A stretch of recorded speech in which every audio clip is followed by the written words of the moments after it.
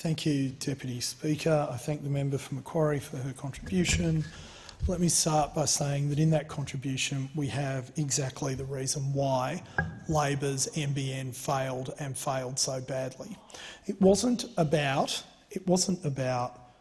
actually providing telephony services and data services to Australians.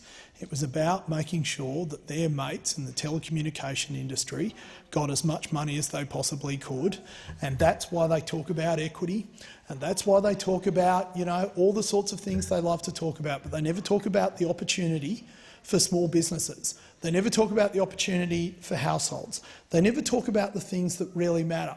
So when I first got elected to this place in 2016, Deputy Speaker, I met a gentleman by the name of Ben Christie, who runs a global company from Warriewood Valley in my electorate.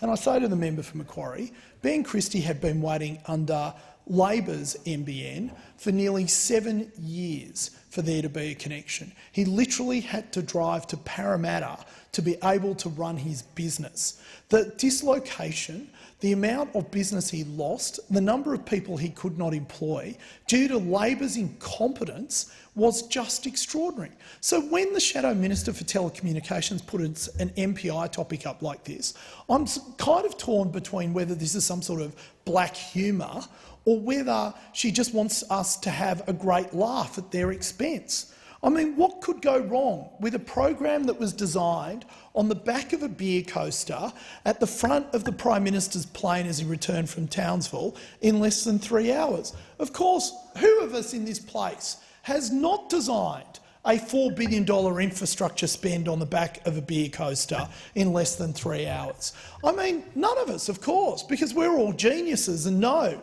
exactly. I mean, none of us have experiences in rolling a telecommunications company out, or probably data, but not Prime Minister Rudd, not Minister Stephen Conroy. They knew that they could do. I mean, I thank God, Deputy Speaker, that they couldn't find a second beer coaster.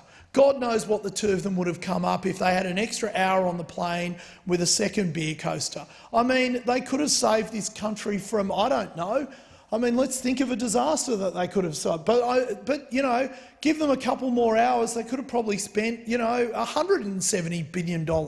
And that's what we have from those opposite. They come up with all this vision. I mean, it's preposterous in its statement. It's preposterous in its thinking. I mean, we have the member for Macquarie accusing this government of not caring about people in the upper Blue Mountains when those opposite were more interested in an equitable telephony system than they were in actually delivering services. And why? Because they don't actually care about the practicalities of life.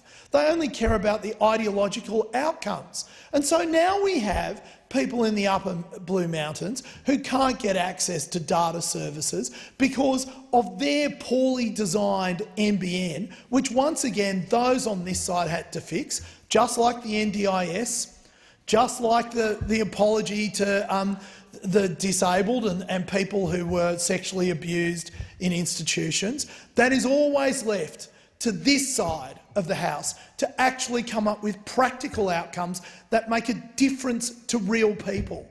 I mean, you won't hear us talking, at length about equity. You'll hear us talking about equality of opportunity. You'll hear us talking about freedom. You'll hear us talk about personal choice, like whether you want fibre to the node or fibre to the premises, because we don't believe that all wisdom in this nation resides only in this chamber.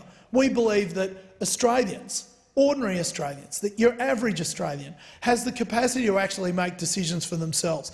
We know those opposite don't trust Australians.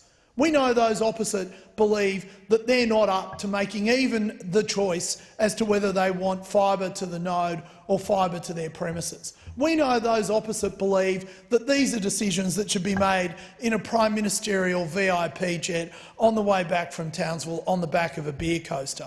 Because after all, ordinary Australian, your average Australian, they don't have the capacity to use a beer coaster.